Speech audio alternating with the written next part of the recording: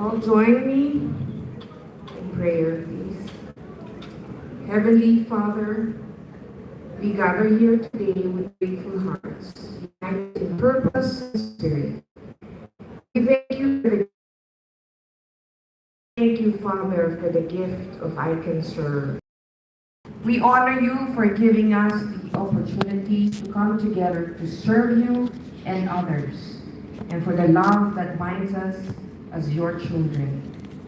As we embark on each and every activity today and tomorrow, we ask for your guidance and wisdom. May your Holy Spirit fill our hearts with compassion, our minds with creativity, so that we may effectively serve those in need. Help us to be instrument, Father, of your peace and love, reflecting your light in every action we take today and tomorrow. For the ones that forever volunteers, the organizers of each topic and speakers, organizations that are contributing in this event, and for us, your servants, dear Lord, we lift us all up to you, dear gracious Father. Yes, Lord, we pray for those we aim to serve today. May we feel your presence and know that they are valued and loved. Grant us the strength to be selfless, the courage to step out for our comfort zones for others, and the humility to learn from one another. Our talents and resources, let our efforts bring glory to your name and make positive impact in our community. May this gathering inspire us to continue serving beyond this day, fostering a spirit of generosity, dear Lord, and kindness in all that we do through your Holy Spirit. We dedicate this time to you, trusting your each and every one of us. And may we truly build a supportive future for breast cancer survivors and conquerors. Bless every effort. And may we always seek your honor, you in our service. Bless those who took much effort in building this memorable event, for we truly believe that this came only from you, O dear Father. Thank you, dear Jesus, our Lord and Savior. Amen. And amen.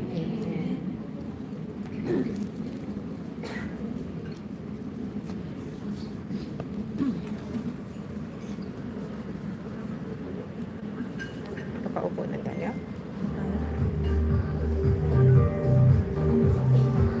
Hey, thank you. Welcome to Leading with Care, Building a Supportive Future for Breast Cancer Survivors. To kick off today's program, we would like to call on award-winning violin maestro and a friend of ICanServe Foundation, Mr. John Gasano, on stage for a special musical number.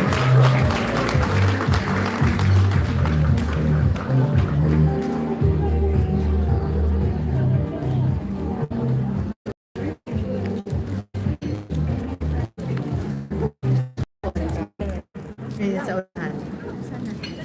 Yun. Si asawa ni Mayor. Ito kasi naman bahay. Ang cute naman yan. Gusto ko rin yung bed. Kakanta ako. Isa gusto mo. Kakanta ako. Gusto mo. Kakanta ako. Bigay mo na lang.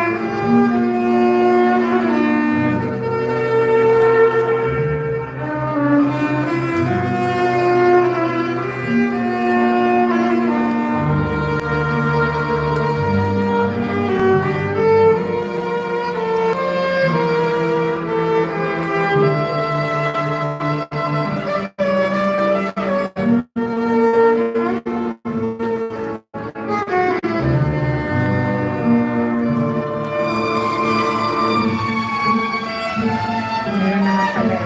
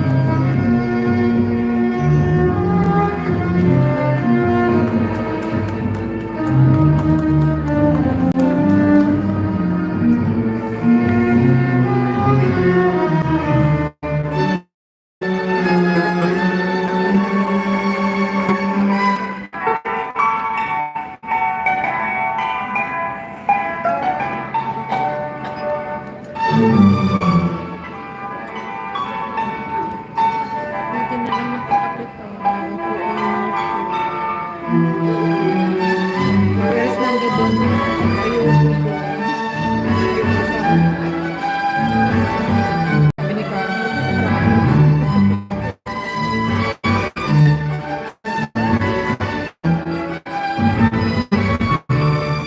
Galing naman.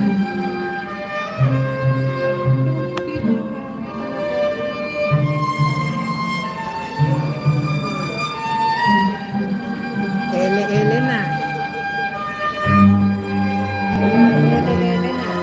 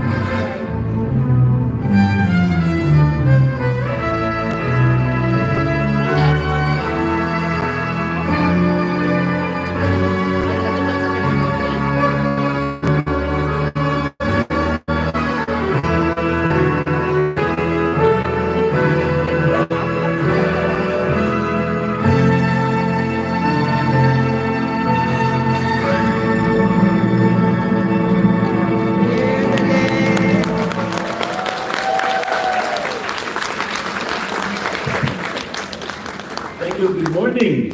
Good morning. Wala akong nakikita ng gentleman dito. Oh, there you go. I hope you enjoyed that. This is Meldy Philippine talkshow. That was ironically written and arranged, no, not written, but arranged by an Australian, Bernard Green. I had the pleasure of performing it when I was still in my classical symphony orchestra days. And I chanced upon this and I said, I want to record this. So I did, and that's what I do when I promote the country. I always play the piece. Ay, nako. Parang ano eh. They always give me a standing ovation. Katulad ngayon.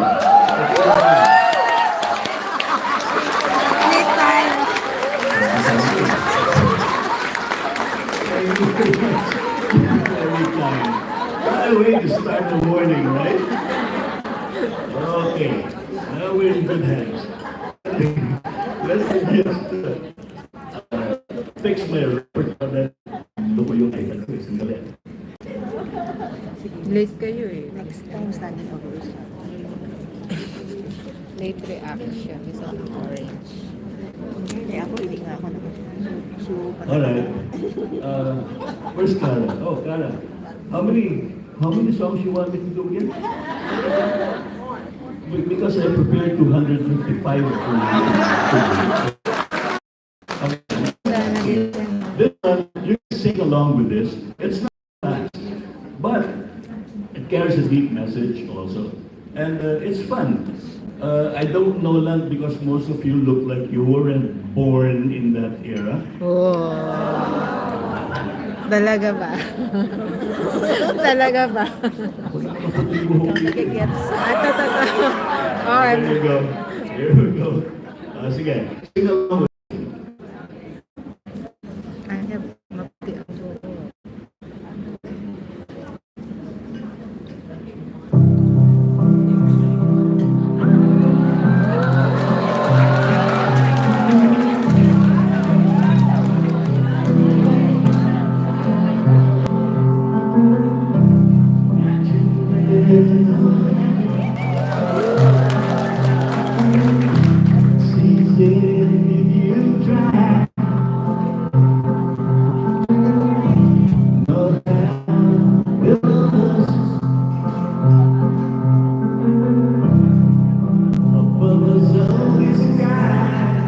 lovely audience.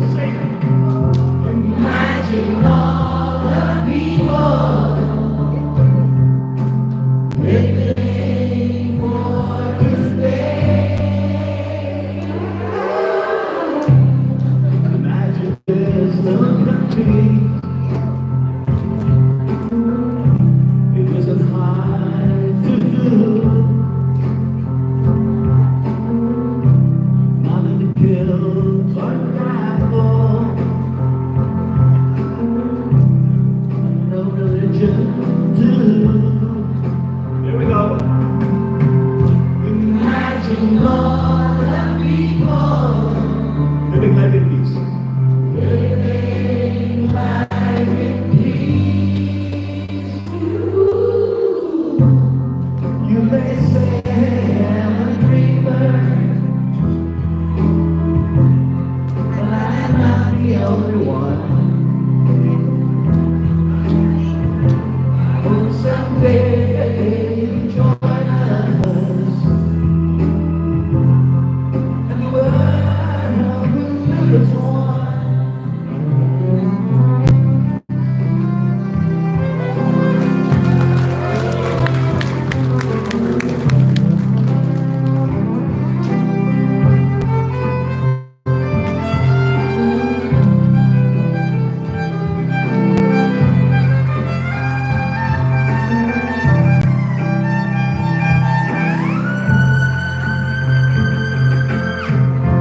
Imagine all the people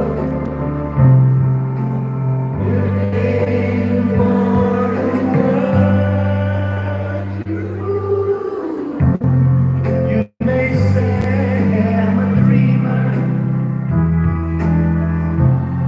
but I'm not the only one.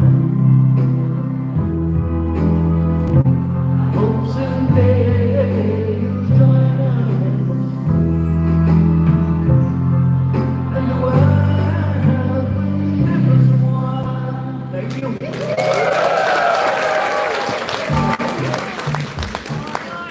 More.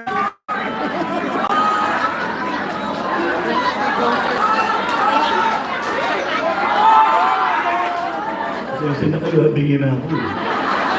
Ano ka lechon?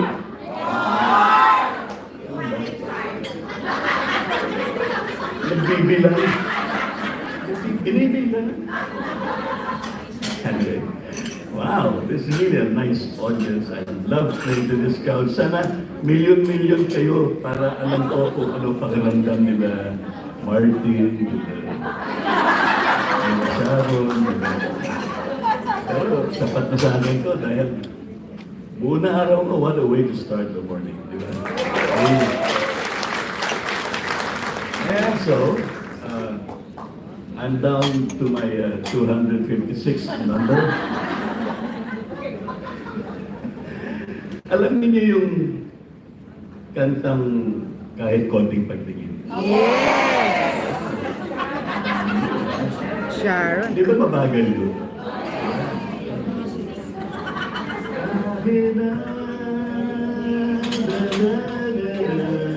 Alam mo yan?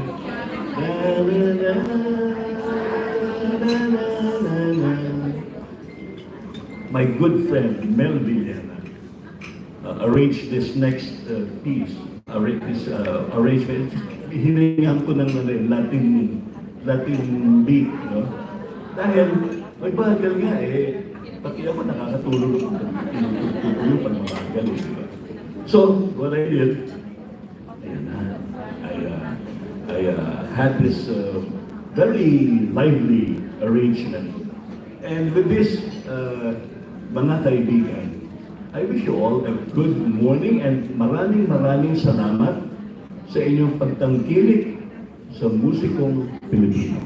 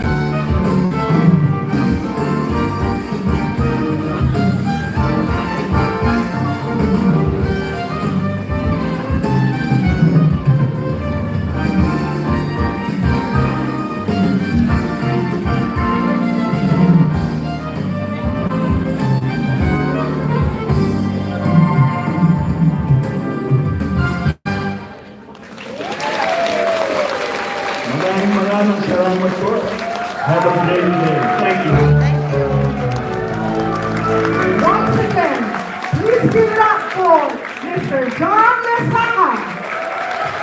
Standing ovation, please. Woo!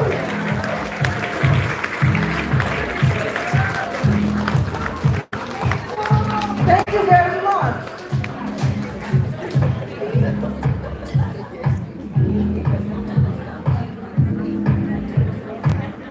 And now, please welcome your host for today's event, Vice President of ICanServe Foundation, Ms. Doris Duval. Doris is a breast cancer survivor who will be celebrating her 20th anniversary next year. She is also a martial law survivor and continues the battle against disinformation up to this day.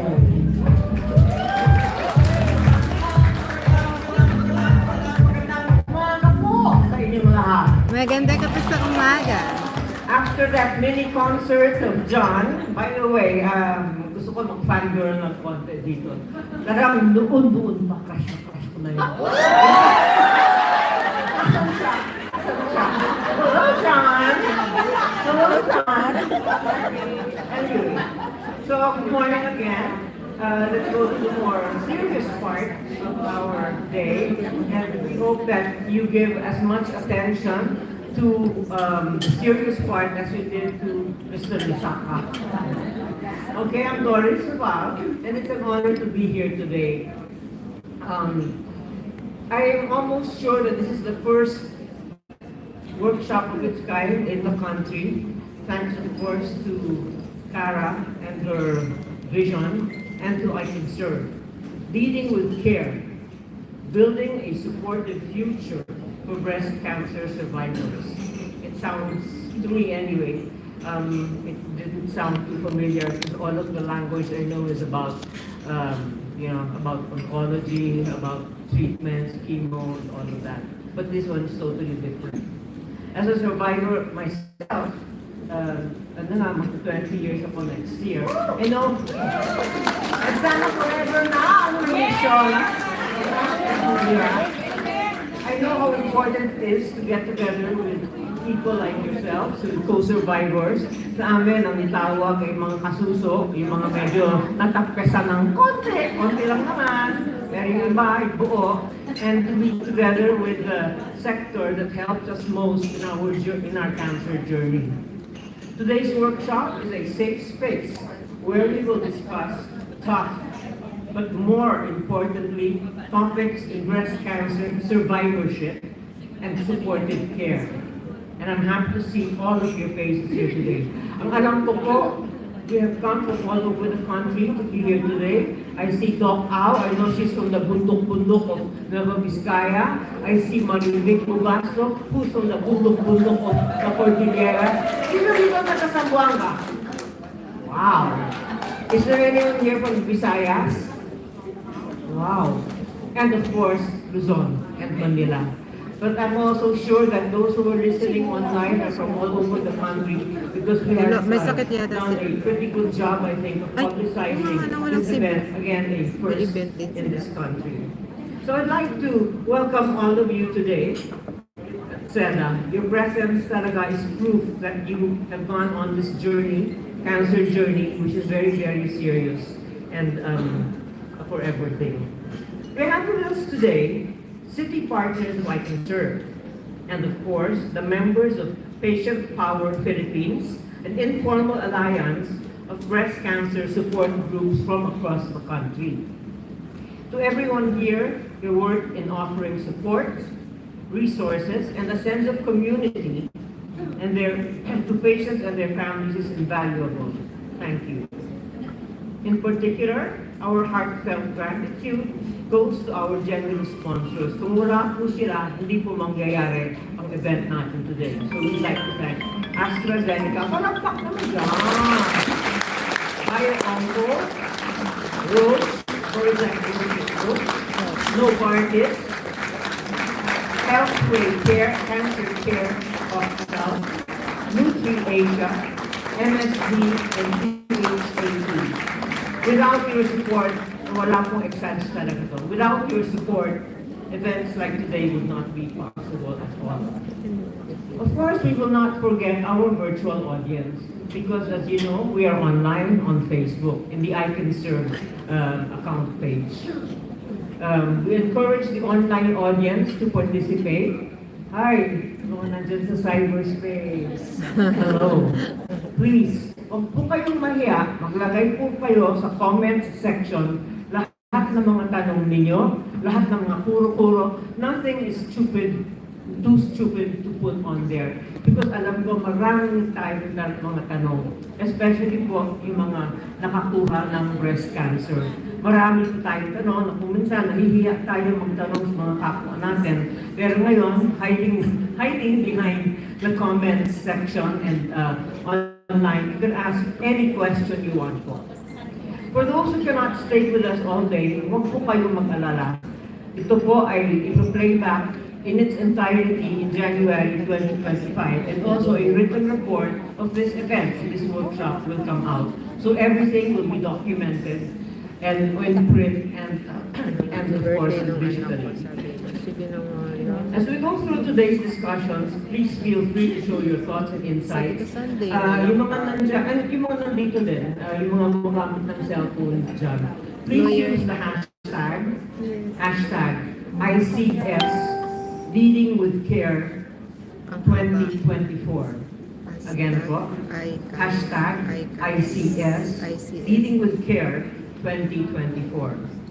Help us spread awareness and connect with others on this important topic. Kasi po, we have to spread the news.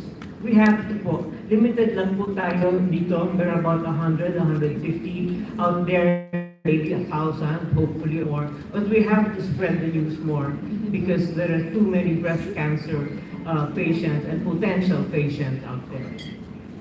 Our focus today is on survivorship and supportive care. These issues affect not only the patients, but also their families and healthcare survivors. And healthcare workers.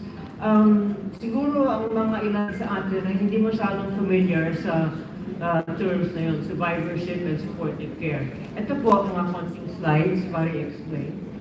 So, survivorship care, it encompasses everything, physical, psychosocial, non-medical, economic impact of any person living through and beyond cancer diagnosis. It is to prevent and control the adverse effects of treatment. Late effects, kasi kung minsan po ang mga symptoms dumadating ng late. And actually, a lot of us cancer patients think na just because tapos na yung treatment, tapos na yung chemo, tapos na yung radiation, tapos na yung journey. Hindi po. Actually, umpisa pa lang yan ng lakbay. Mahaba po ang cancer journey, kaya this is survivorship. Survivorship care, okay, ito pala. Oh yeah. Okay, ito po ang mga examples ng survivorship care. Hemobrain. We all know what lymphedema is. If you don't, because they take out our lymph nodes, kung minsan po magsiswell yung mga arms natin. At kung hindi yun makokontrol, it can be very, very serious. It involves also heart problems, bone density loss, sexual dysfunction, financial toxicity, and all of those.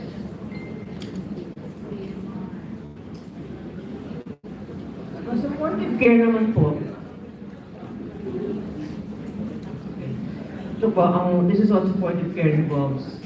It's also called comfort care or palliative care, meaning the management of pain and symptom management. It is the prevention and management of the adverse effects of cancer and its treatment. And both survivorship and supportive care involve stages 0 until stage 4. Again, they both involve stage 0 until stage 4. These are the examples of supportive care. Kung napansin niyo po, sa survivorship, wala po yung pain. Pero ito po ang mga elements ng supportive care examples. included there are the mental health issues like anxiety, depression, the changed body image, relationship problems, work-related issues, and again, financial toxicity. Talagang toxic yung finances actually. Right? Financial talaga. Natin, I mean, not to support ourselves, but sa mga na-enkwentro natin, mga kasama, mga kasuso, talagang sobrang toxic. So just, if you cannot remember the elements I flashed on the previous slide, just remember these three. These are the pillars of care: palliation and management of pain and others, prevention, and health promotion. Okay. Our focus today is again on survivorship and supportive care. These issues will affect not only patients but families and healthcare providers. These are essential for managing the long journey of cancer. It's about ensuring that we thrive beyond cancer. Again, it's about survivorship and supportive care ensure that we live beyond cancer. And today's discussions will help us shed light on our shared issues and concerns. I think I've talked enough. Okay, to officially open our workshop, I'm honored to introduce my idol.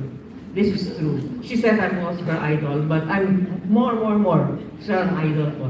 I'm honored to introduce our very own Cara Magsano Kalikpala, the founder and president of ICanServe Foundation. Cara has been a trailblazer in the fight against breast cancer in the Philippines and has made this 2-day workshop possible. You see, she's also very humble. Okay, Cara. Thank you very much, Doris. Ang galing ni John Lasapa kanina.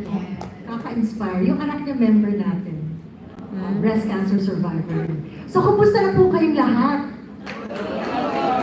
Kumusta na po kayong lahat? Parang ang hina. Iba ho yung feel pag nagsasamang breast cancer survivors, di ba? Ramdam na ramdam mo yung love talaga. Tama nga si Melissa na, ang mga ganitong pagtitipon, parang talagang God-inspired. Parang it's really God's work. Yung nagpaplano kami, nila Crisan, nila Nicole, nila Giselle, nila Heidi, nagtataka kami, paano kami makakaraos? Paano ba pupondohin to? May pupunta ba? Babagyo ba? Puputok ba yung vulkan? But again, God provides, di ba? It's always a God-sized event that you all have for your own events and kami rin. So, huwag kayo mag-alala, hindi ako mag-lecture kasi magagaling ng mga speakers natin mamaya, panelists. Gusto ko lang sabihin po na mga paksa natin sa araw na ito ay bihirang pinag-uusapan. Wala sila sa spotlight. Pero importante ang mga ito dahil nakakabuti ng survivorship at kalidad ng buhay. Kasi ang focus po lagi sa early detection at saka sa treatment. Wala namang masama doon, importante yun. Pero minsan napapabayaan, may ibang issues. Maganda naman yung paliwanag ni Doris, diba? Tama ba? Maganda yung paliwanag niya. Maganda. Tama ba? Alright, clear? So, ang konsepto ng survivorship and supportive care ay hindi kilala ng lahat. Kahit ginagawa na natin ng patingin-tingi o pira-piraso. Sa ibang bansa, gaya ng Australia, may one-stop shop. May pupuntahan ka lang na isang clinic o ospital na andyan na lahat para sa survivorship and supportive care. At pinopondohan ito ng kanilang gobyerno. Libre. Sana may ganito dito, balang araw. Sana, di ba? Sana talaga. Sana all. So sa workshop na ito, pag-aralan natin ang mga elemento ng survivorship at supportive care. Makinig tayo sa kwento ng mga kasama natin. Mga pagsubok, mga solusyon, mag-isip tayo ng paraan kung paano tayo magtutulungan bilang isang komunidad. Hindi ho tayo nagkukompetensya dito. Isa lang po tayo. We have one beating heart in this community. Pag-usapan din po natin alin pwedeng ilapit sa gobyerno at sa pribadong sektor para magkaroon tayo ng one-stop shop para sa survivorship and supportive care na libre o kahit katamtaman ng presyo. Hindi ito magiging madali dahil sasabihin na nila ako maraming ibang prioridad. Pero kung di tayo sumubok, walang mauumpisahan, di natin maabot ang ating layunin. Lahat naman ng malalaking bagay, di ba po, nag-umpisa sa maliit. Maraming pagbabago ang nangyayari dahil nangalampag tayong lahat. At para sa akin, lahat po kayo sa kwartong ito ay mga bayani.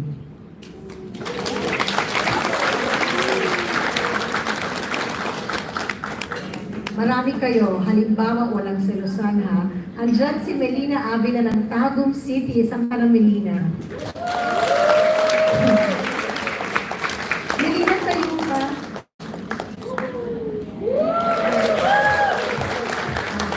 From Living Hope, partner namin yan sa programang tinatawag namin Ating Dibdibin or a Community Breast Cancer Control Program. Niligawan niya lahat ng mayor for the past 10 years in Tagum City. At naipasa, naging ordinary programa namin dahil sa kakulitan niya, during the lockdown, doon pa sila nagpirmahan. Ang galing, di ba? Thank you, Marina.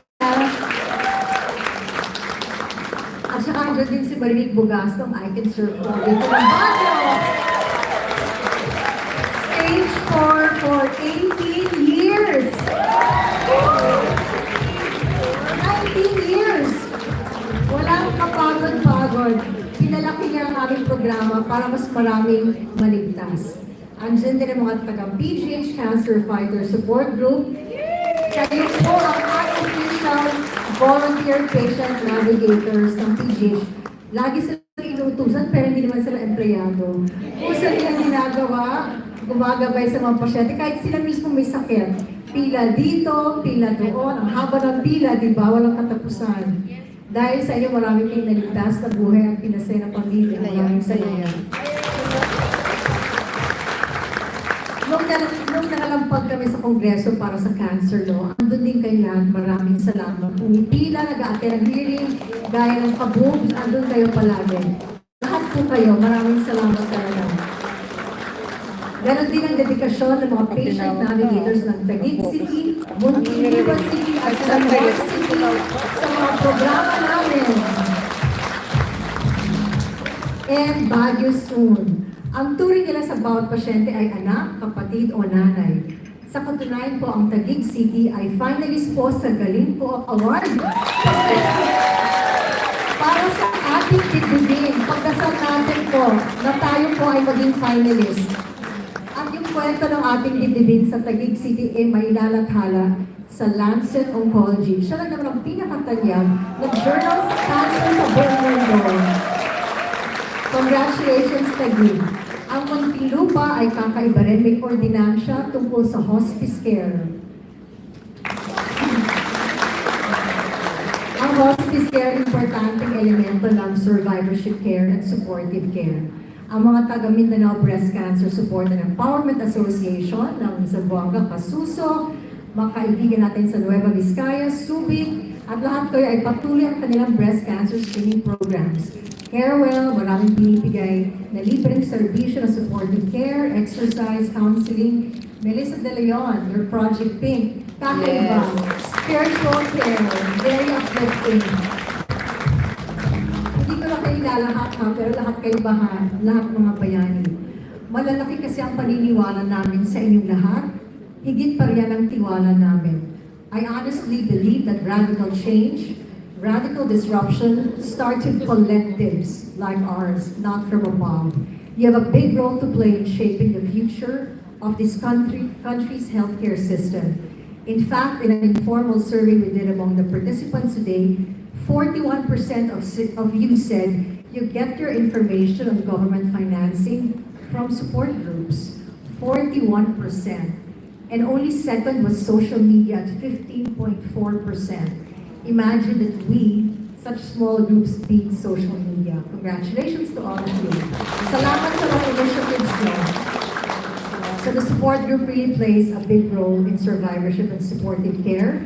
Information is life-saving.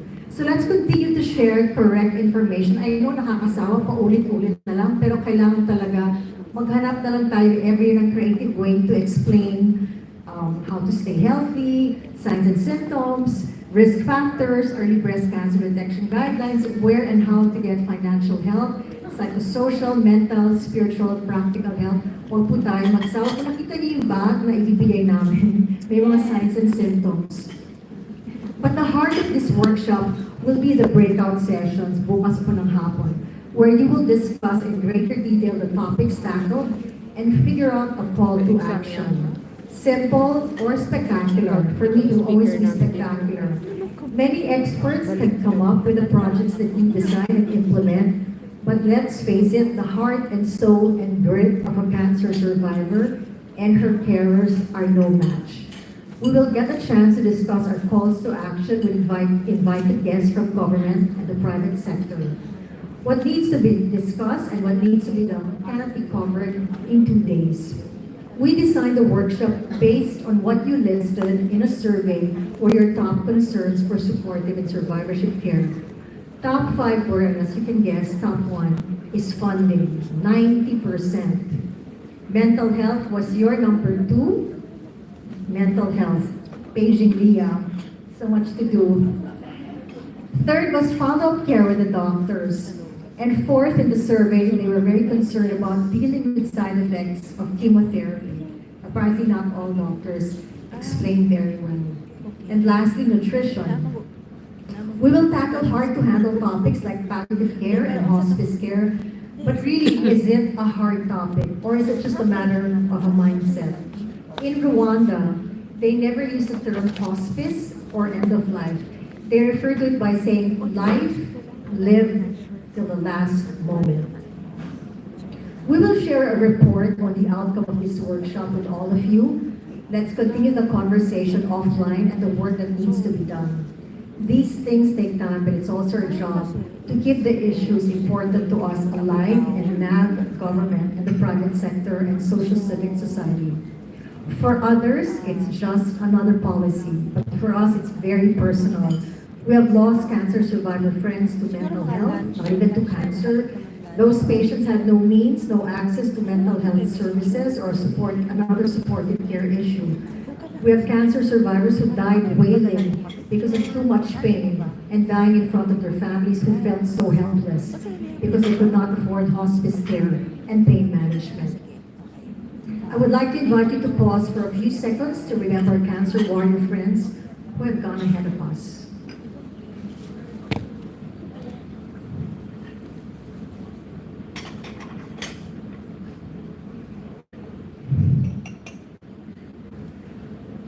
The World Health Organization states every human being has the right to the highest attainable standard of physical and mental health.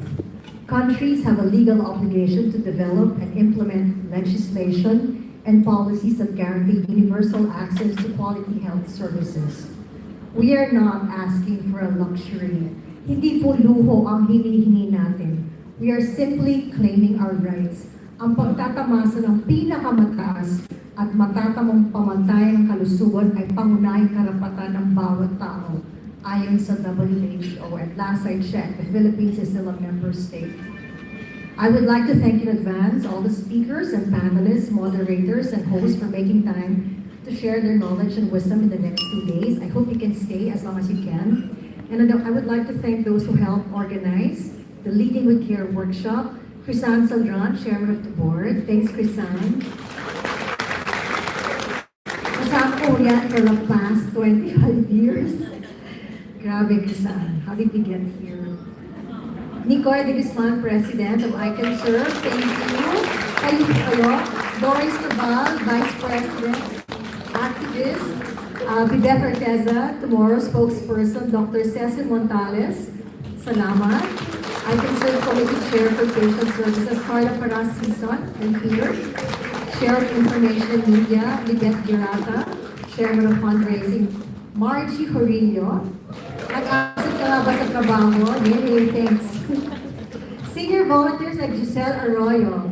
Emerson Dai. Beth Arjona, Alia Honasa. Dayan Sibal, Leah Infante, Teret Pison, Yes Mapuata, Rodley Ricafort. Ang dami namin pinagawa, maraming salamat. Kasama rin sina Lorena Carlos Miguel, mga Sony, Olen Halandon, and voice over natin last week. Thank you. A.R. Relox, Leah Flores, Jaja Siwa Patlin, Irish Piñanos, Thelma Villaruel, nasa loob ka ba? Thanks, Thelma. Sel Ahon, Queenie Bulan, and apologies if I forget anyone. I would also like to acknowledge all the members of the ICanServe board. And many thanks to two people who have been shepherding us quietly so seamlessly throughout our 6-month, 25-year celebration. Giselle Apolona and Heidi Esquivel. Please, come up front, please. Hindi ito magiging posible kung hindi sila yung 25-year celebration namin in the past 6 months and more to come. Walang tulog. Wala nang supply. Saan si Heidi?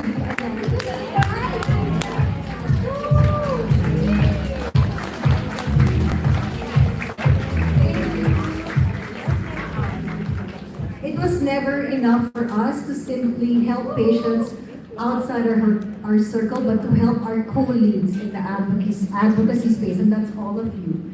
Thank you to all of you, the informal group of breast cancer patient groups we call Patient Power Philippines, for the support since the first Patient Power in 2006. We have proudly witnessed how many of your groups have grown in your advocacy. No, ipagyabang natin po lahat ng cancer survivors po, kayo po tayo. And give yourselves a standing ovation.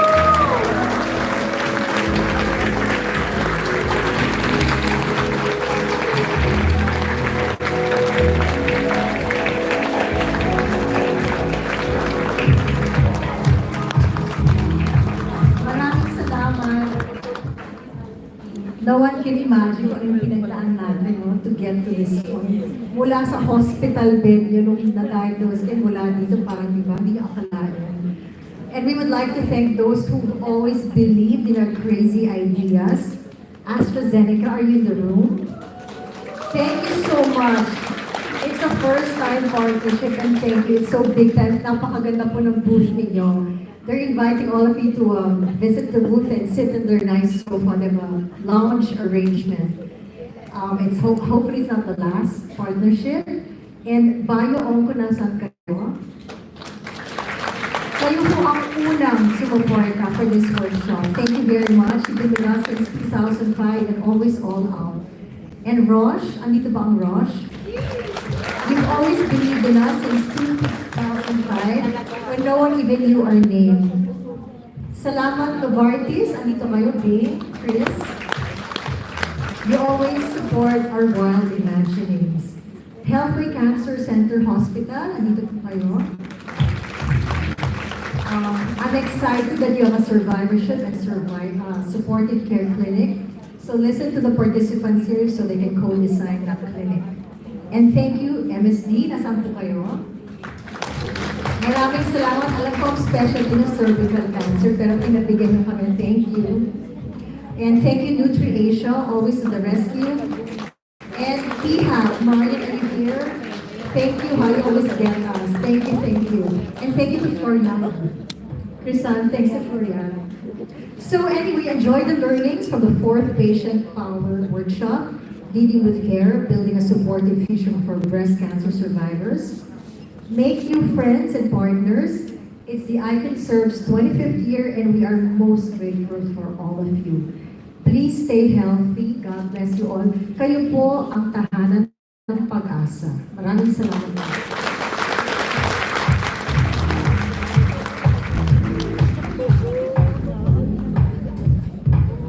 Very much, Meldy, our humble Lodi Hara.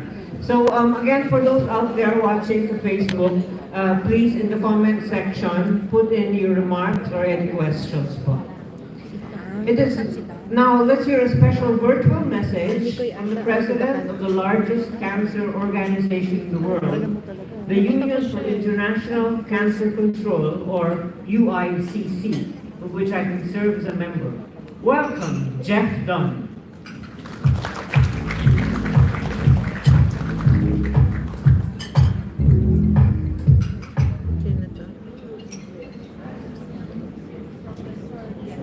Serve as President of the Union for International Cancer Control, the UICC, and I'm here with a message of encouragement and congratulations for this workshop which you're entering into.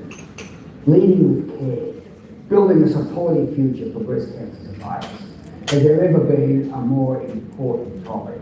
Up front, can I congratulate the ICanServe Foundation, board members and volunteers for pulling together this critically important workshop, this focus on supportive care after diagnosis and treatment for breast cancer. You know, a lot said about the cancer care, cancer control continuum, from prevention to early detection to treatment, and of course, supportive care. We need to make sure we have a focus on that supportive care end. It is just as important for the individuals, for family members, for communities, to make sure that we understand what a diagnosis and treatment for cancer means, how that impacts on individuals, families, communities, and how we ensure that people, once diagnosed and treated for cancer, live the best life they can, with a focus on survivorship, quality of life, and supportive care. You know, we've heard people talk about people power and how it can change things for the better. In the Philippines, you know, we have patient power. I encourage each of you to think about how you as individuals can advocate, can educate, can bring about positive change. And as organisations, within your own organisations, what can you do? What influence can you bring to bear to make sure that these issues around survivorship and supportive care for patients and for family members after diagnosis and treatment for breast cancer, what changes can we make? How can we work together collectively to improve outcomes, improve survivorship, and build a happier, healthier world? Again, my heartfelt congratulations and encouragement to each and every one of you. Enjoy the workshop, participate fully, use this as a starting point. Each and every one of you, Patient Power Philippines, use this as a starting point to improve outcomes with my heartfelt best wishes.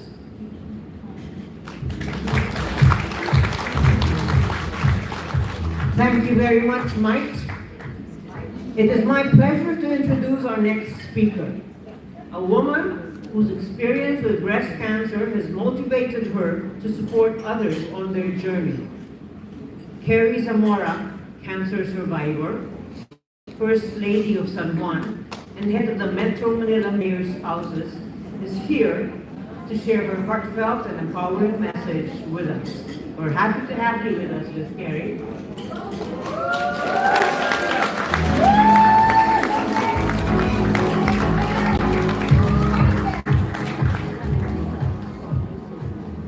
Good morning, everyone.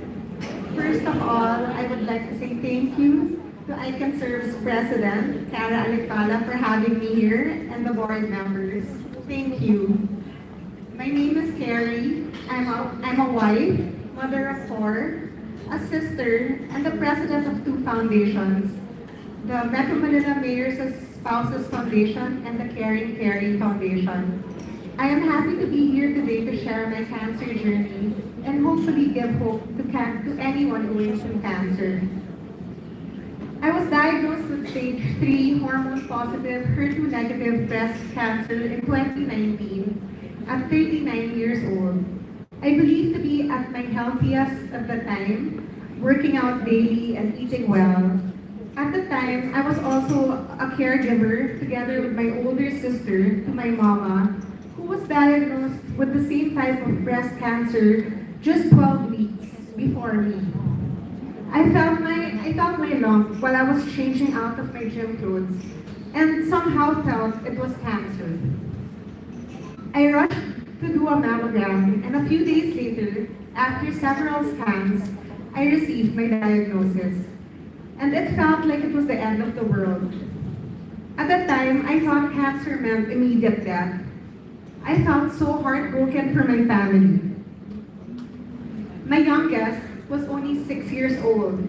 My husband, who I have not seen cry in years, broke down in the halls of Makati Medical Center. Oh no, sorry, naiiyak na. I mustered up the courage to tell my children of my diagnosis because I wanted to be completely honest with them without having to hide anything because I wanted to focus on getting better. I felt guilty to have to burden them with my sickness, but I wanted them to understand what lies ahead. Telling my mom was another story. How could I tell her that I will soon be having chemo next to her? My sister broke the news to her. They have always been my source of strength. So after my unilateral mastectomy, I prepared myself for chemo by going to a salon to shave my head. And my hair was such a huge part of me. I was known for my hair being so thick and healthy. So it was so hard to lose it. And actually, the lady shaving my head wasn't being helpful because mas grabe pa yung iyak niya kesa sa akin. Okay. I started chemo the next day. My chemo was a combination of 3 jobs every 21 days for 6 cycles. It was tough, but with a lot of prayers, tears, support from my friends and family, and trust in God, I made it through with no delays. A month after, I started my daily radiation for 33 weekdays. I have never prayed so hard in my life. My mantra came from one of St. Padre Pio's sayings, pray, hope, and don't worry. It took a while for me to realize that worrying makes me unproductive and it won't change anything. As an act of thanksgiving, my mom and I flew to Lourdes, France together with my sister. We spent 5 full days thanking the Lord and Mama Mary for being with us through this very tough journey. When one gets diagnosed with cancer, it not only affects the patient, but the whole family and your loved ones. Each day I wake up, I say a prayer of gratitude. This disease has taught me so much. It has humbled me and made me more prayerful, more patient, and has taught me to learn to live in the moment.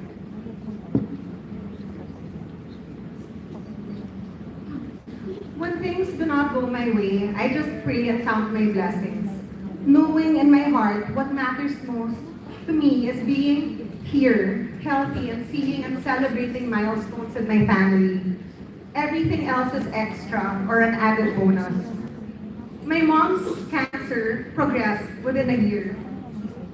And although she already had difficulty breathing, she continued to be there for me and my family. When my husband ran for office, she made sure she voted for him.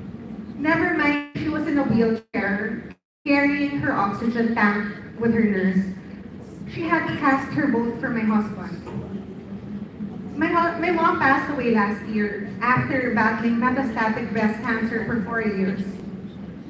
And although it shook me and left me vulnerable, I will continue to hope and have faith that everything will be okay, just as she would always tell me.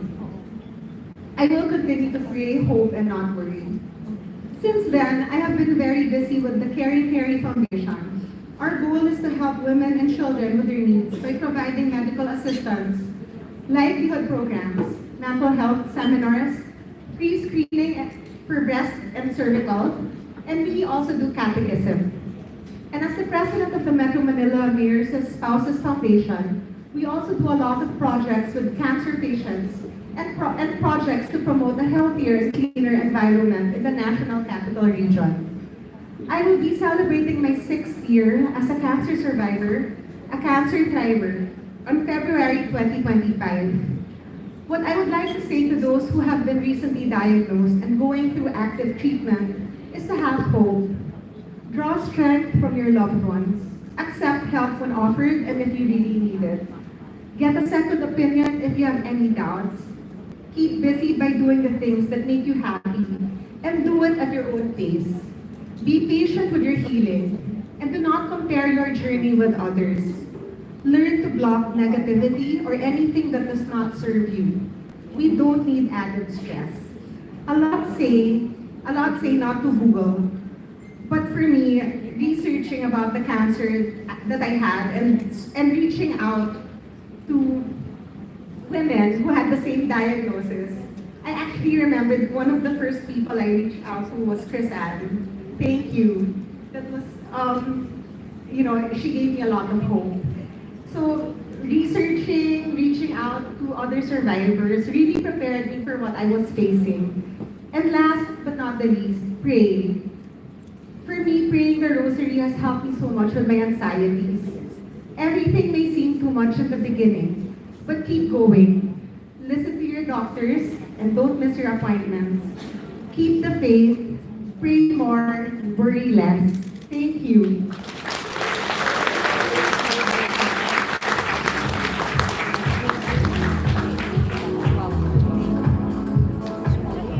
Thank you very much, Carrie, for the story. Up next, I'd like to introduce our first speaker, Dr. Don S. Dizon. Is a professor of medicine and surgery at Brown University and serves as the director of pelvic malignancies at the Brown University Health Cancer Institute. He also holds the role of associate director for community outreach and engagement at the Legoretas Cancer Center, where he is dedicated to bringing compassionate care to communities in need. He is also the founder of the Oncology Sexual Health First Responders Clinic at Brown University Health, a groundbreaking initiative that addresses the often overlooked aspects of cancer care. In our first session, he will talk about how a breast cancer survivor often finds herself or himself at a crossroads, needing a roadmap after a cancer diagnosis. Even for most of us, after receiving the diagnosis, and I know for most of us, yung tuliru ka eh, diba? You don't know, sometimes you don't know which is what, and then kung may nagsasalita, pasok dito, labas dyan. In fact, ako after my cancer, 3 years after my eldest sister got it, tapos I had to go to the States to help mentor her through the journey. Tapos pinuntahan namin yung doctor niya. So sabi ng doctor, he described to her the results of the biopsy, that she had cancer, blah, blah, blah. When we got home, sabi ng kapatid ko, buti na lang wala akong cancer, no? And then I said, what? And buti na lang wala akong cancer. Sabi ko, but you have cancer? That's what the doctor said. No, he said I didn't. So it's like you hear what you want to hear. So we called up the doctor, and sure enough, it was cancer. In any case, that's just a case in point. In his talk, Dr. Don Dizon will discuss the initiative of the survivorship journey. He tackles the fundamental questions. What is survivorship? When does it begin? And what are the essential components of care? What is one's unique survivorship goal? And who is the crucial player or players in one's care? Dr. Dizon provides insight into a survivor's ever-evolving new normal to stay physically, psychologically, sexually, and financially healthy. Please join me in welcoming Dr. Don Dizon. I am very happy to be able to do this presentation. My name is Don Dizon. I'm here in Providence, Rhode Island, where I'm a professor of medicine and surgery at Brown University. And I also direct a sexual health clinic for cancer survivors. Just to begin the context of this conversation, it's important to know that the definition that is most relevant for people who have been diagnosed with cancer begins survivorship at the point of the initial diagnosis. That is where I consider the journey with cancer to start. And even though you are treated for cure, and hence most people think survivorship starts when that period of treatment ends, the incorporation of survivorship from diagnosis then can last beyond and include people who continue on medical therapy in an extended adjuvant context, but also includes people who have had metastatic disease come or have recurred, or who continue on lifelong therapy. There may be periods where people on those treatments are cancer-free, but that also includes this dynamic state of survivorship. So the inclusion of people within the survivorship realm who have just been diagnosed, who have just received curative treatment, who have relapsed, who have continued on treatment for metastatic disease, all of that is really important because the needs persist and are not limited to solely those who have been, quote, cured of their cancers. And I'm going to explain that further. These are the four components of what we think of when we think survivorship care. So it's detection and surveillance, not only of a recurrence or metastatic disease, but it's detection of a primary cancer because we understand people who have been diagnosed with cancer once are at risk of having a second cancer diagnosis. It is also about the detection and the treatment of late and long-term effects of cancer and its therapy, whether that be accelerated bone loss or osteoporosis, whether that be cancer-related fatigue that is unrelenting, whether that's brain fog that prevents someone from returning to their job. There are these late effects that people will need help with far beyond that cancer diagnosis. It is about prevention, it's about wellness. What can we do to keep people healthy so that they not only survive this cancer, but also survive preventable illnesses like heart disease. And then it's care coordination. This is critical because we know in the past, people who have been diagnosed with cancers tended to fall in the cracks. They were not getting, for example, screening for secondary cancers. If you had breast cancer, it was very unlikely you were going to be referred for a colonoscopy to prevent colon cancer. You were also less likely to get a flu shot, for example, because no one took ownership of that care. This tenet indicates that your oncologist, while in your care, needs to talk to a primary care doctor to ensure that services are delivered to people even after they've been diagnosed with cancer. And ultimately, the survivorship term embraces what's called a new normal, that life after a cancer diagnosis, it is forever changed. It doesn't mean it's worse, but it is different. That process does not happen overnight. It actually takes time. The new normal is something that reveals itself to you over time. And I don't think we prepare people enough for that, especially if one has a relapse or develops metastatic disease. The normal is evolutionary. It is not static. And we also have to understand that within this new normal, there is this sense of psychological trauma, which is oftentimes most pronounced for people who are receiving curative treatment, because when that treatment ends, it's oftentimes when we are able to process what just happened. And it is not uncommon that people will complete first-line therapy with curative intent and not understand what just happened, not understand their diagnosis, not understand the stage of their cancer diagnosis, not even be able to name the regimen that they were just treated with, and not understanding what the future will hold for them. Indeed, it can be so traumatic that up to 60% of people with cancer have a post-traumatic stress disorder, which in some people can be quite disabling. So what does this new normal sort of consist of? And there's multiple aspects, and I'm going to cover some of them here. But fatigue is very common, and it does not end when the treatment ends. For a lot of people, there is also a fear of what the future holds. Will you sustain a recurrence? And if you do, will you have progression? And these, again, can be part of that PTSD. There are changes to intimacy and sexuality. There is the curiosity and the ambition to have a healthier lifestyle, which is relevant even for people who have developed metastatic disease. And then there is this search of opportunities and financial stability when indeed cancer closes a lot of those opportunities. So in terms of cancer-related fatigue, it is actually one of the things that is most problematic for people who have had cancer. And even after they are no longer under treatment, it can manifest as this exhaustion, but it is not necessarily physical.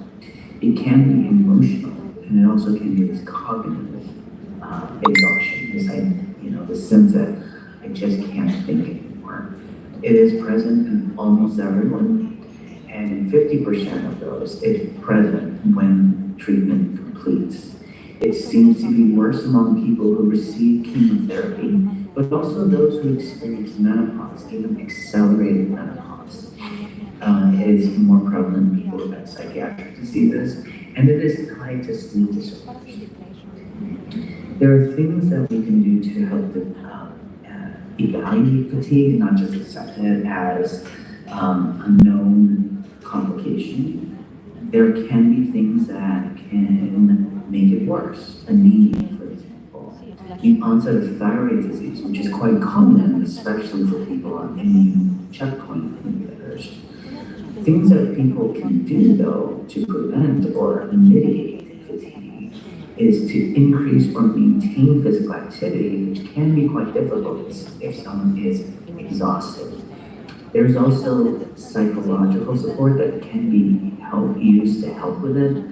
And at its worst, we can provide psychostimulants like methylphenidate.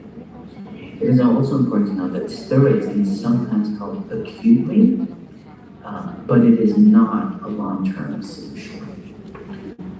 Fear of recurrence is the sense of not knowing, again, what's going to happen.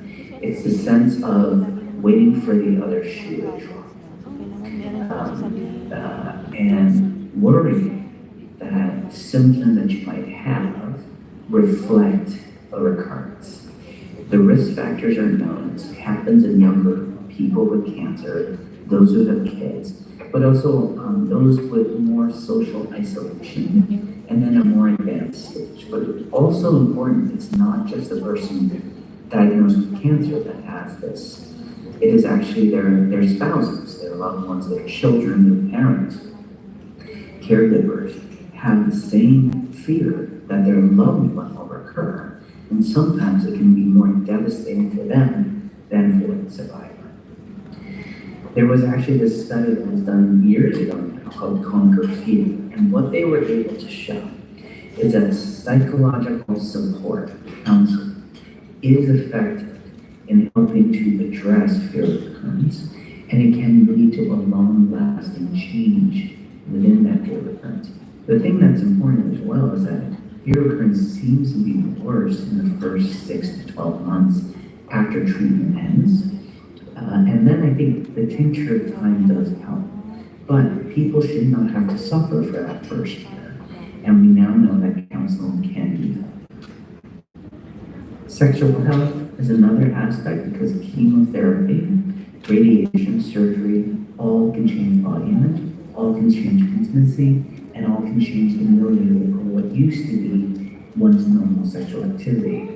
Importantly, sexual health does not imply sexual activity. There are these multiple what I term domains of sexuality, and all of these can be challenged after someone is diagnosed with cancer, from intimacy and experience of sensuality, changes in body image, changes in arousal thresholds, or areas of the body that used to bring about arousal, desire, climax, and even satisfaction. And these are relevant both in men as well as in women.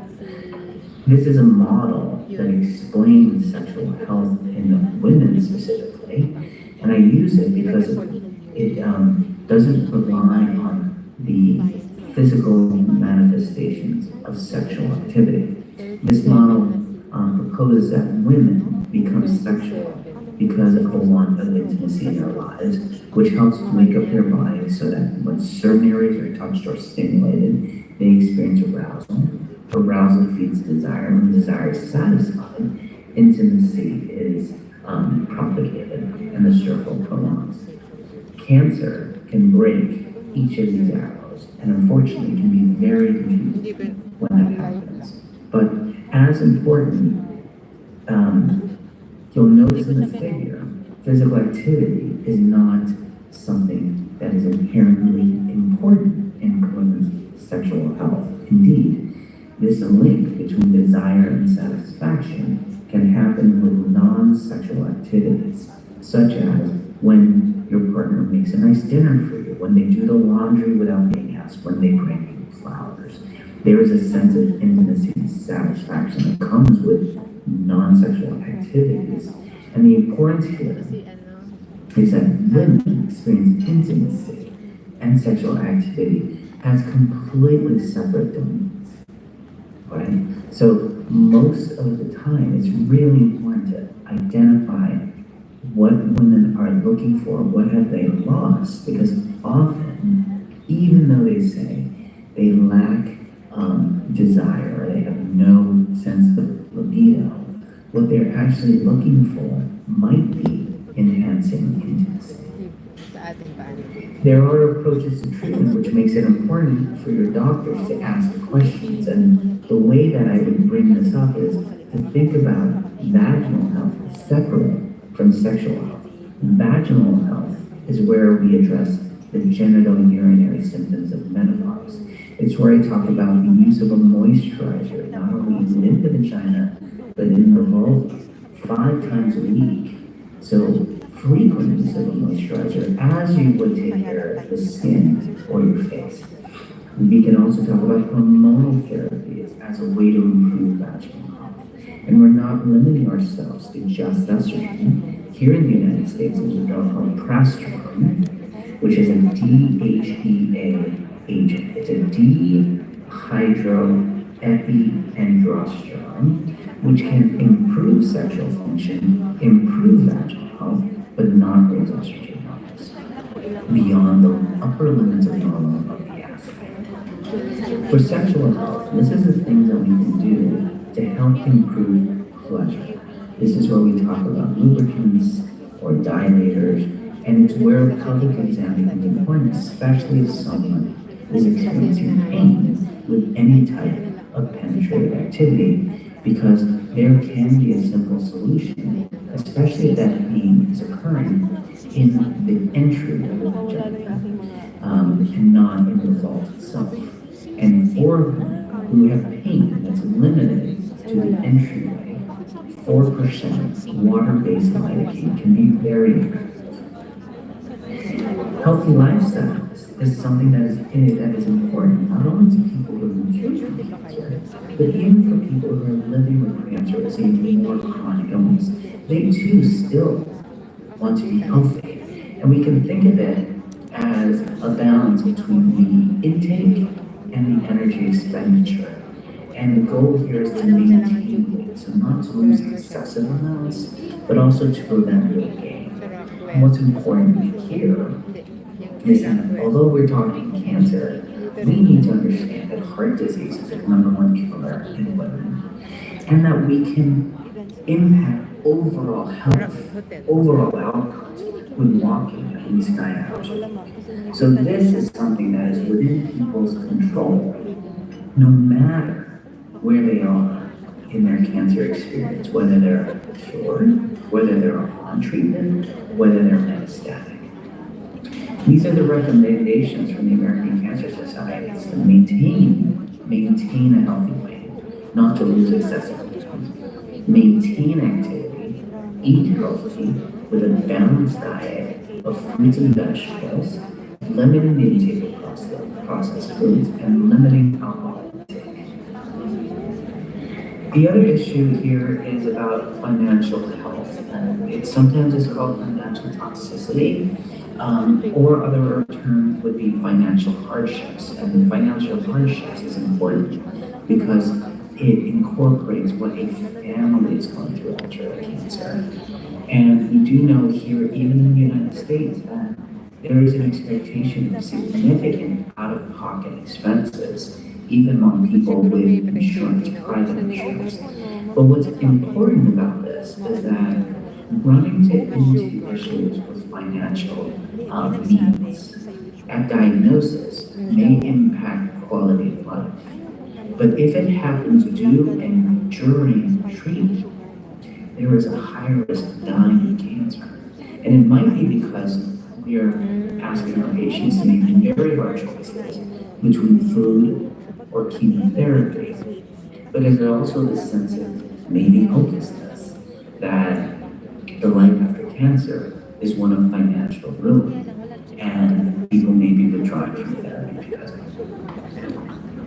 It's important to understand survivorship in itself is a form of supportive therapy, and that the goals of survivorship will change and evolve as someone, or I should say, depending on where someone is in their cancer experience.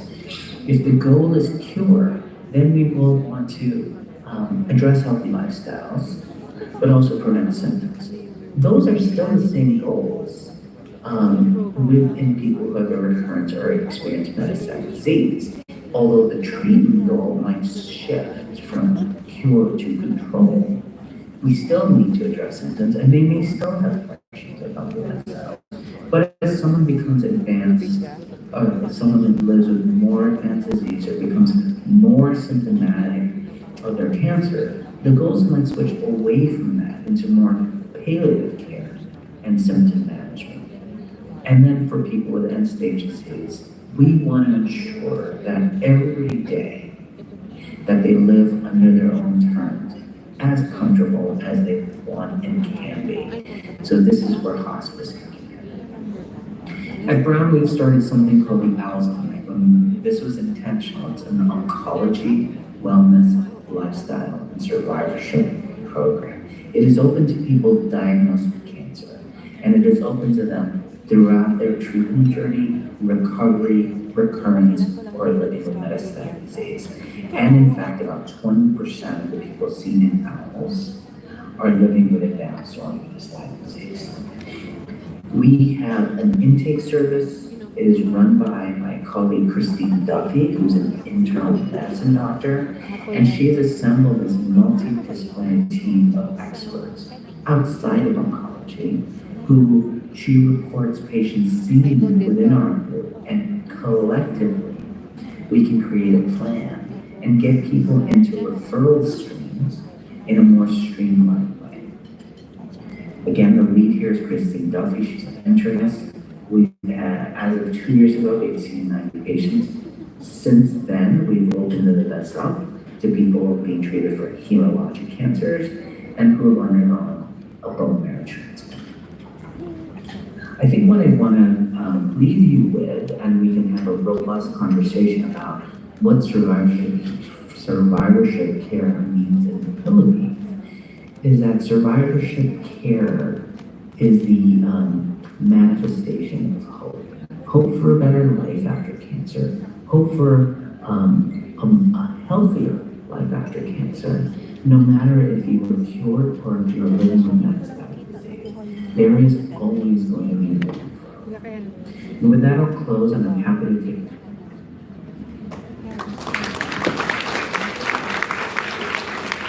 Dr. Dizon is actually online now to take questions. Doc, we'd like to apologize. We're running late, and we know you have very little time left for questions. But we will try to be as brief as possible. Ladies, there are microphones on both sides of the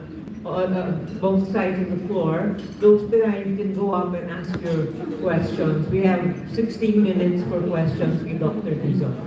We're so sorry to come in late. Maybe I can. I'm just happy to be here. Okay, nice glasses. Sana pink. Maybe I can throw the first question, Doc. I've been diagnosed, I was diagnosed 19 years ago, and I'd just like to know what kind of lab tests are still necessary, or imaging tests, if at all, because there are different strokes for different folks, I think here. Some breast cancer survivors have PT scans every 6 months, some have every year. I only get a mammography, but what would be the ideal? Yeah, so, that's a question that I still get here in the United States. And I think there's some widely held beliefs that people who've been diagnosed with cancer have. They really want to know that they're okay, especially after the treatment's ended, because there's a fear of a recurrence or fear of progression that's very, very real. And I think it makes sense. If I get scanned, the chances are, if I have something, you're going to find it quicker. And if they find it quicker, we can treat it quicker. And my chances will be better and I'll live longer.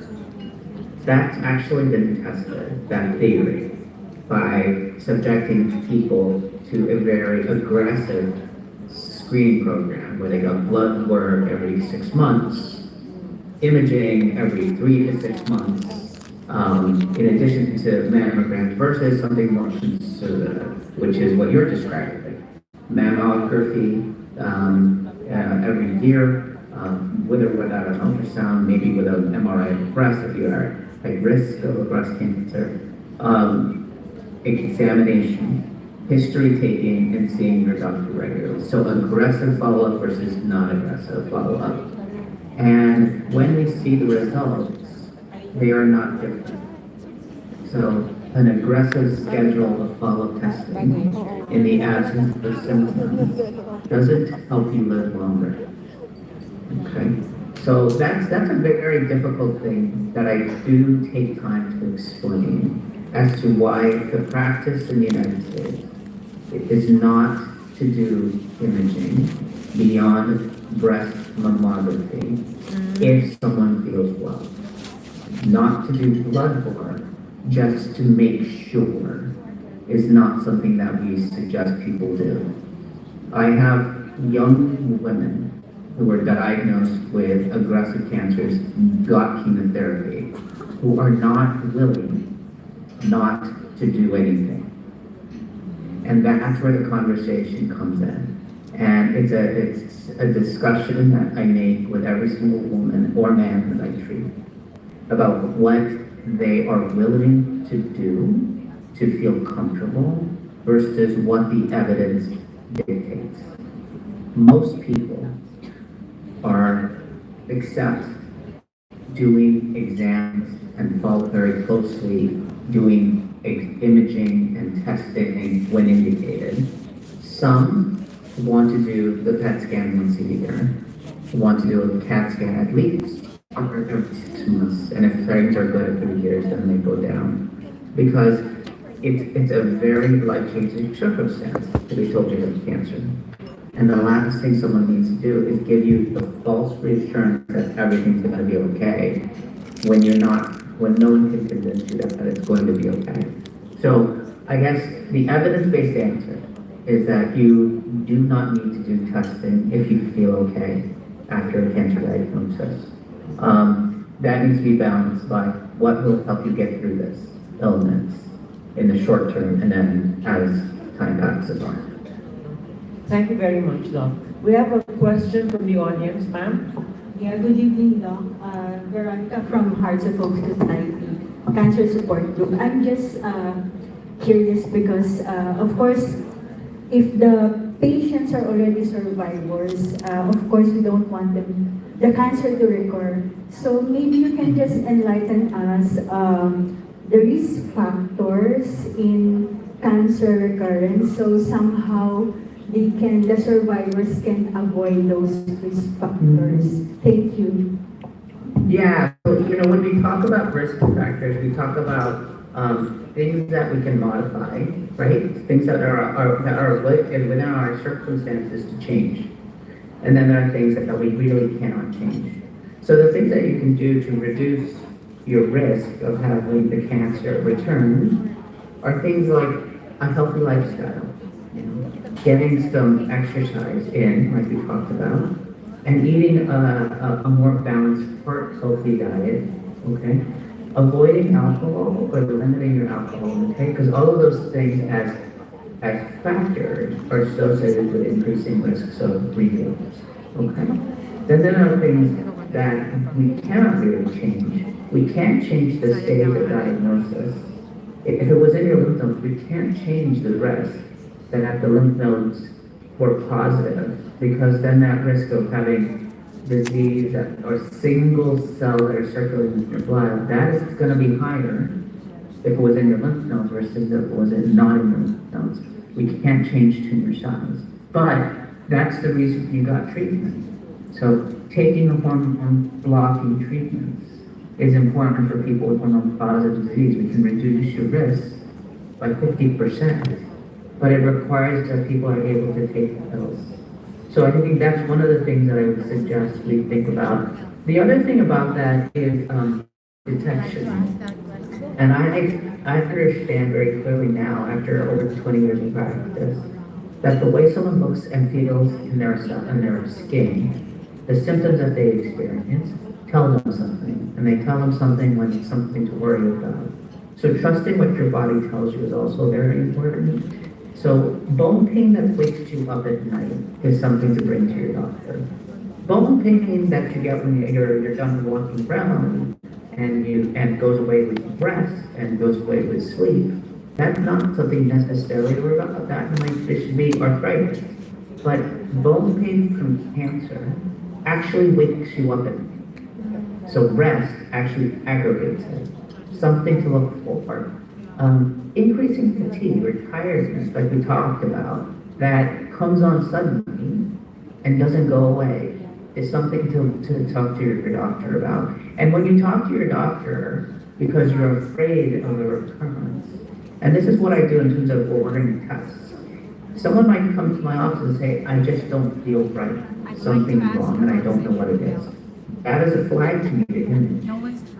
Even though they can't say it's, I'm having trouble breathing, or my abdomen is very disturbed, or I'm fatigued all the time. Even if they just say something feels wrong to me, I will image. But if your doctor isn't answering the questions that are worrying you, do not be afraid to say, I think I might be recurrent. I want to check to make sure I don't have a recurrence. Saying those words will prompt more direct imaging and conversations. And sometimes we as doctors just need to hear what's on your mind. I think we got that. Do you have time for 2 more questions, doctor? Yes. Okay. Ma'am? Good evening, doctor. I'm Charity. I'm a stage 4 cancer survivor. 8 years. First of all, I want to second what our host said. You have really nice glasses.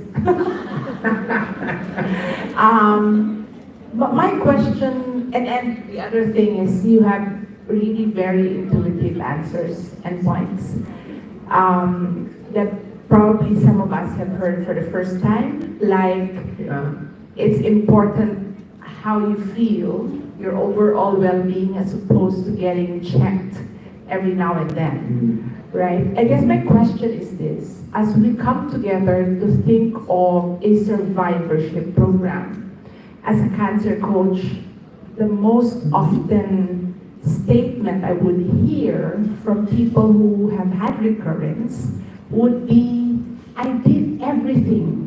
I checked all the boxes. I ate well, I slept early, I exercise, I stay away from alcohol, I don't eat processed food. Why the recurrence? And this is why I also love the term that you use. You hardly use prevention, you use the word risk reduction. Right. So for us who are coming together to put programs for survivorship, what would be your input on that?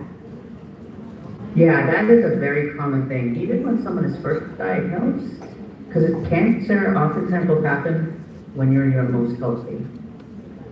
And after you're treated for cancer, you try to do everything correct and really follow, even take the pills that are causing you to go into menopause and ruining your life. You take those pills every day, and yet the cancer still comes back. There is no good answer to the why. But I think the more important message I try to tell the people I treat is that it is not your fault.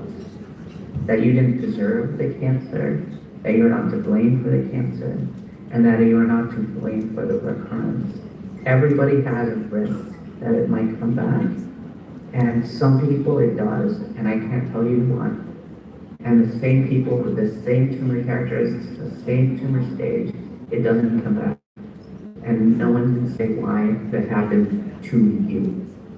So all I can say is with 100% certainty that you did not do anything to make let that happen. I think your answer is very grounding, especially for our upcoming workshop. Thank you, Dr. Vinessa.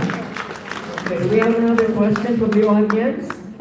Dr. Don, another thing we can say with 100% certainty is you're on demand on the floor, so we might. You are on Well, demand. next time, I wouldn't have this limited time if it brought me in person, but there you go. Hi, Dr. Don. The question that I wanted to ask is something that I know most of the women here would love to ask but are hesitating to ask.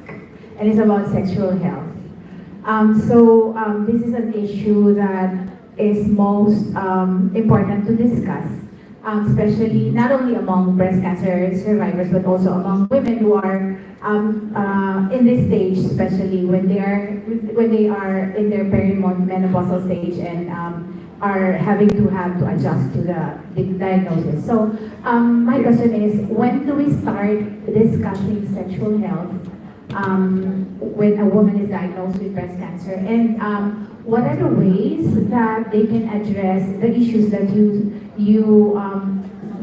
brought up, and in the context of our culture where sexual health is only discussed when we are only talking about the disease rather than discussing this in the context of maintaining health. How do we bring this up to our doctor who's supposed to be talking about our disease, our diagnosis, and the treatment process? In a context such as ours, how can we as a support group talk about this, to include this in the complete care package that we want to bring to our the women that we are serving?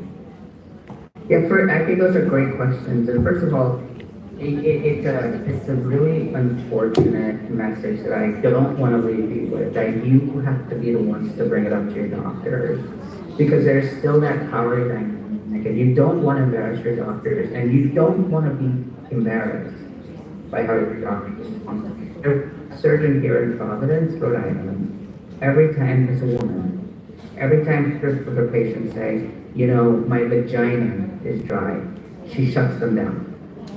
She doesn't want to talk about it. She doesn't want to go there. She doesn't want to hear it. And when she told me this, I just thought how terrible it is for your patients. So the one thing I would say is, in the papers you give to the doctors, if you just encourage them to mention sexual health as a side effect, women will remember, women and men will remember they said it. Yeah. And when they're ready to talk about it, they will remember which doctor opened that door. And I think what you're asking is, how do we get that door open so we know it's something that we can talk about? Right. In the absence of that, find out who the advocate is in the treatment center. For women with metastatic disease, their doctors never refer them to me. They hear about my service through their infusion nurse, or their social worker, or they find me online and they make appointments themselves. I've had a colleague ask me, who can see my patient with brain metastases for sexual health issues?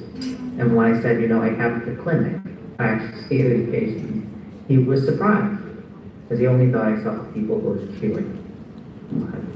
So what you can do to advocate as part of this group is be the one to set a sexual health, sexual relationships suffer after cancer. Make sure you know this going into this, And if it happens to you, don't be afraid to reach out. And then there are certain things that you can offer women because it's so common. Vaginal dryness. You can be the ones in your pamphlets to say, use a vaginal moisturizer 5 times a week, internally and externally. And make sure they understand a moisturizer is not a lubricant. Yeah. And that a moisturizer, like coconut oil, probably not a good idea to use it inside the vagina. But just giving that advice of use a moisturizer, like you take care of your face, like you take care of your hair 5 times a week. That is very good advice that can help a lot of people so that they have it and they don't necessarily need to ask about it. Those are very good points. Thank you very much, Doctor. We'll take 2 last questions from the floor. Ma'am? Yeah. I wanted to ask what hormone replacement you mentioned, because I have always thought that if you're taking a hormone blocker, then obviously you can't take a hormone replacement. Yeah.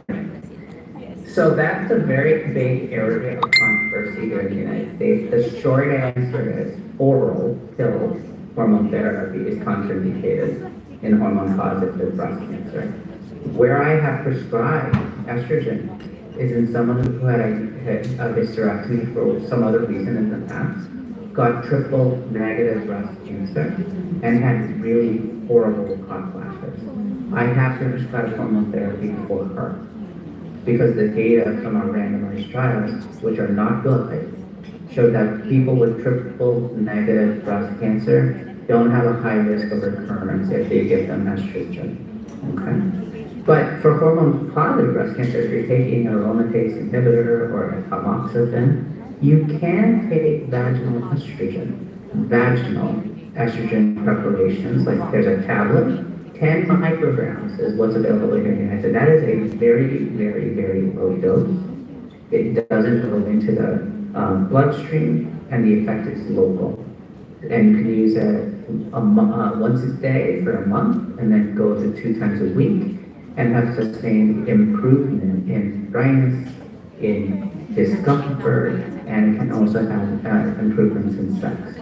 So vaginal preparations are the ones that we would suggest for hormone-positive breast cancer. And then there's another type of hormone called DHEA. In the market here, it's progesterone, dihydroepiandrosterone. That too can help with sexual side effects, and it does not increase estrogen levels. So that's DHEA. Progesterone, yeah.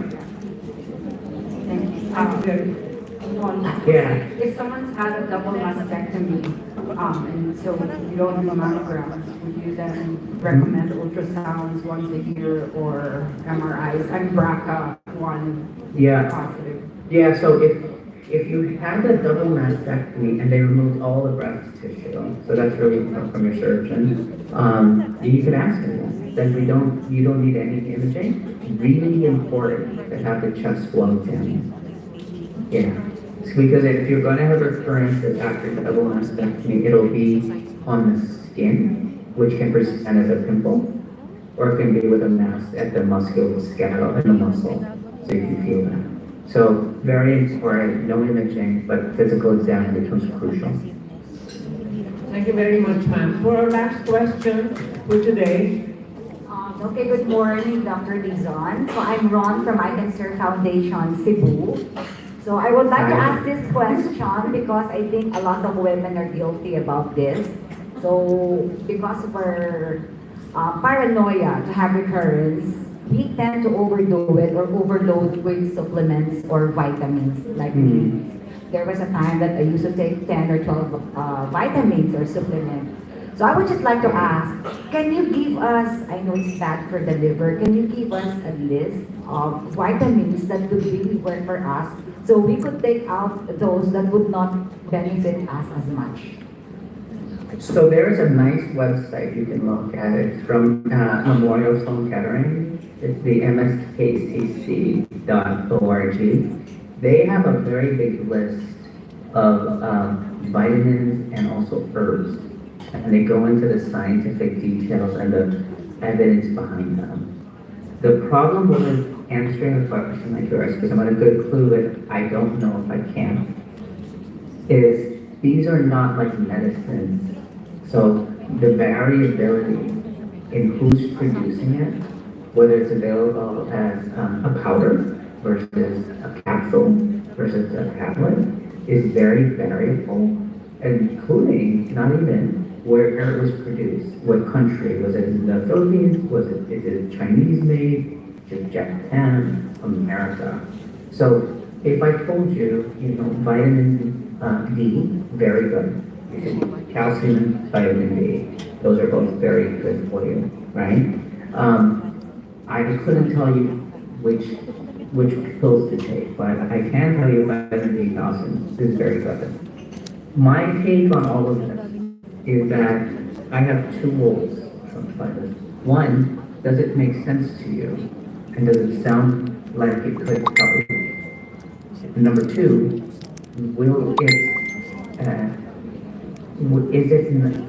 make sure it's not too expensive. Okay, so none of this should put you in the poor if you're gonna take these vitamins. My mom, and Kara has met my mom. You might have met my mom when I was in the Philippines. She takes a ton of vitamins because it helps her feel in control. And I think that's okay. I think it's okay. But you said one thing about it's affecting your liver. Make sure you tell your doctor the vitamins you are taking so that at least you can get some monitoring to make sure they're not hurting you. Thank you, Doc. Thank you very much, Dr. Dizon. Again, he's online from Providence, Rhode Island, where it's almost midnight, 12 hours in difference. So we'd like to send you off to sleep. And sweet dreams, dream about us. Thank you, have fun. Thank you, Doc. So, let's go on to our next session. But before that, I'd like everyone to please stand up. It's bad to be seated for hours on end. Stand up. Stand up. Just for a few minutes. Stand up.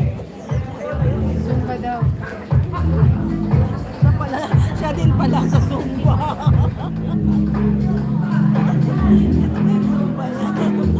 Ay, grabe naman yan. Ganyan lang. Ay, sinusunod ko siya eh.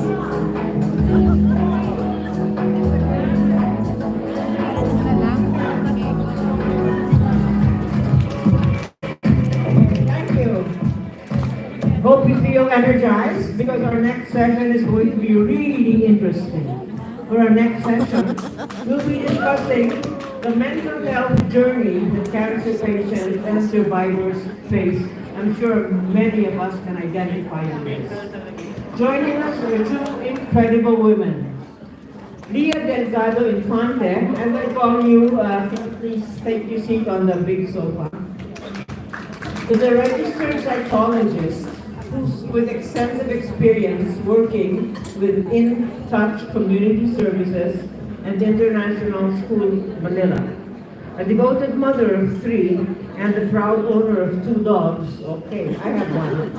Leah is also a resilient breast cancer survivor, approaching 5 years post-treatment in February 2025. Her journey has fueled her passion for mental health and community